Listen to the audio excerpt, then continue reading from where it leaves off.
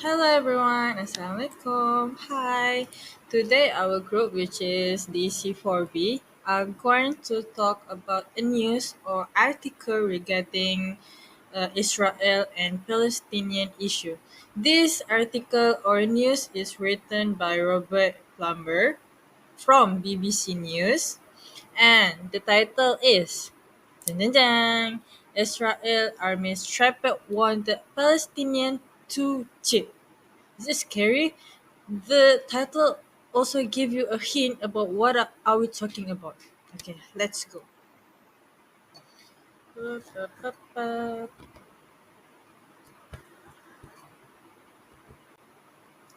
Okay, this is our team. I'm going to introduce you one by one for you to get familiar with us. For the first one is Nur Hanani. The second one is Shahira, which is me. And the third one is Nurul Solehah. And the last one is Nurin Mumtazah. The content. There is a seven content in this slide or in this video that we are going to address one by one for you to get a knowledge about what we are going to talk about, and then what is this the video is want to convey you guys. Okay, for the first one is the next video is are about the Palestinian itself, and the second one is the source, where is the article come from, the purpose, what the article is want to say to the readers out there, and then the fourth one is target audience, who the target for this article or news are going to reach, and then the fifth one is the article more or less or factual opinion by the opinion by the writer, by the readers or something. And the sixth, how biased is the article? Is the article biased, or the writer is a bias? And the last one is two types of media bias in the article. So let's go. This is the video, which is you can see by yourself. And from the video itself, you can see a truck or a jeep there is a two men in the front are being stripped by Israel.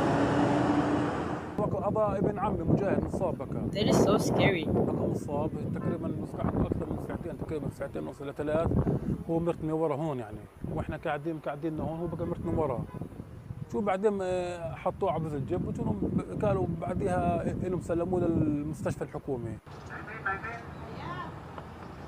Okay, let's move to the source, which is our second content. The sources where the article come from. The article come from Robert Plumber, which is he is the senior journalist at BBC News. The position he takes for now is like a finance, and then he's working with BBC World around already like 40 years, which is from 2009, and then I'm sorry, 2000 and up until now.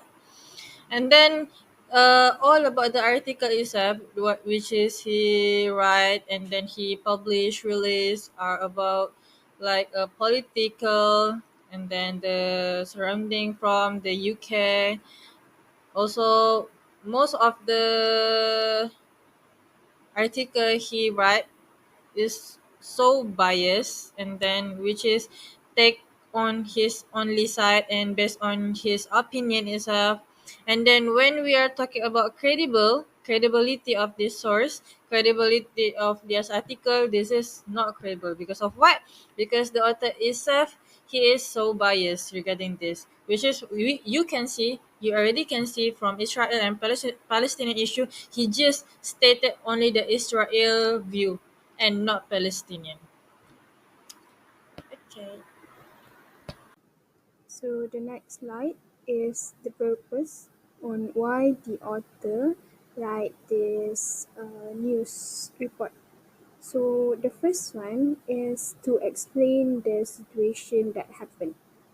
So basically, the author tried to explain what happened on the day where the wounded Palestinian man that was seen being strapped on the jeep of the Israeli military. The author even include that a witness who saw the situation in front of himself. So the next one is going to be to defend the Israeli military action. When we read this news report, we can see that the author keeps on saying that the Israeli military is doing that because the wounded Palestinian man is a suspect of a terrorist attack. Even though he is a suspect, he was not really supposed to be treated like that because he is still a human. Even the author himself included that the Israel Defense Forces (IDF) themselves acknowledge that their forces have violated the protocol on the first sentence that we can see on the news report. So for the third one, it's going to be to stop people from thinking that Israeli military is bad people. So in this article, we can see that as the video of the Palestinian wounded man that was being strapped on the jeep of an IDF jeep is being viral on social media platform. The IDF needed to make sure that they stop people from believing that IDF is cruel people. So, using big media like BBC itself is would be such a great help to change people's point of view about the nation itself. The next one is the target audience. The first target audience would be the American. This is because most Americans use BBC as the source of news. 91% of UK adults use BBC News, televisions, and online. The second target audience would be the people from all around the world. This is because BBC News target audience are broad and global. The next one is the government. This article target audience is other countries' government. This is because the writer seems to want other countries to see Palestinians as terrorists and the Israelis is not at fault. And the last one is the countries under United Nations. Based on how biased the article is, one of the target audience of this article is the countries under United Nations. This is because United Nations considers both territories and occupied by Israel and confusing political entity. This show that they want to show that Palestinian is at fault about this issue and not the Israelis. From our point of view, the article was less factual. It is clear enough that the writer is being biased by putting the blame on the injured Palestinian. It does not make any sense to call the injured man as a suspect. The writer should write properly depending on the situation. The writer also should think wisely before doing his writing. Putting the blame on the injured man as suspect is cruel. There is no strong evidence such as video or eyewitness that really show the injured man doing the bad things to be the suspect. Even if it's true that the man is a terrorist, strapping an injured man on a car who is unable to attack you would not be a reasonable action for the IDF. So, the writer's justification cannot be proven to be true. How biased is the article? From the statement that has been written on the article, all the statements show that he is biased. There is 3 points from the article, which is the first one, in violation of orders and standard operating procedures. The suspect was taken by the force while tied on top of a vehicle. The writer called the Palestinians as the suspect, which will make the Palestinians look bad in other people's minds. Then, in the statement too, Israel accused of possible war crime over killing of West Bank boy. The writer tried to make Israel look like the victim when the writer labeled Israel has been accused.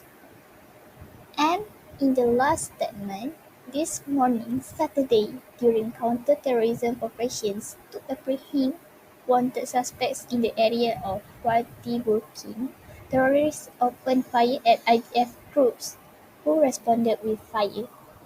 The writer also positioned the Palestinians in the negative way as the terrorists.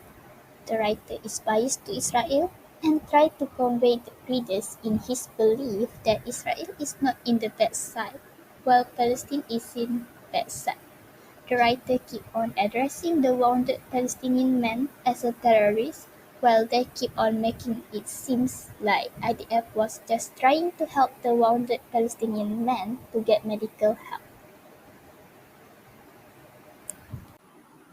So the next one, we are going to talk about two types of media bias that was being present in this article.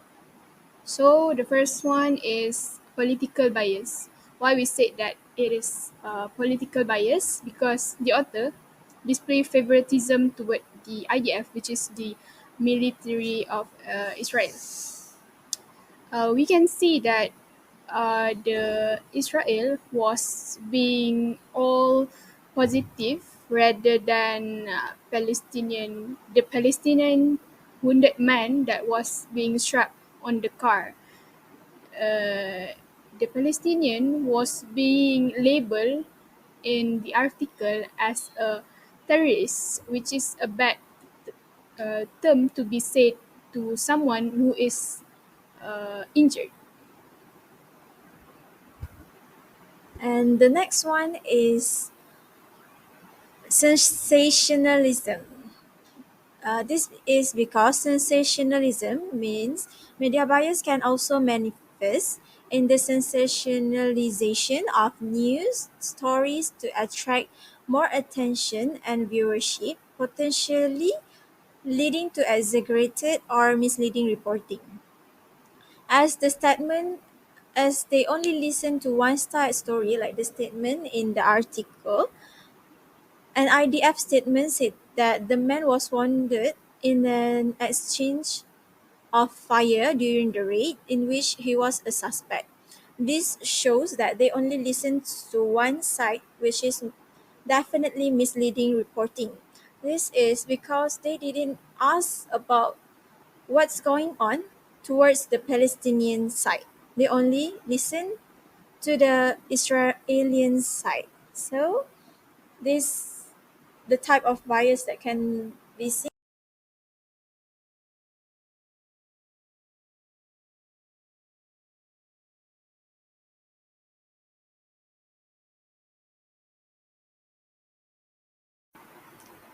So guys, we come to the end of to our video, and then I hope you guys can get something from this video and in this slide, because our purpose to did is article is for you to gain something about the related issue, and then what is the upcoming issue or the trend right now, and then I hope that this can give you motivation for how to learning process in this learning process, because in this slide regarding more to talk about an issue and opinion, a bias and so on, our critical issue, and how we are going to solve this problem one by one, and then take rational thinking. And I hope that for the time being, we can give you something that are going to help you in the future. Don't forget to like this video and subscribe our channel. Thank you guys. Bye bye. Yes, the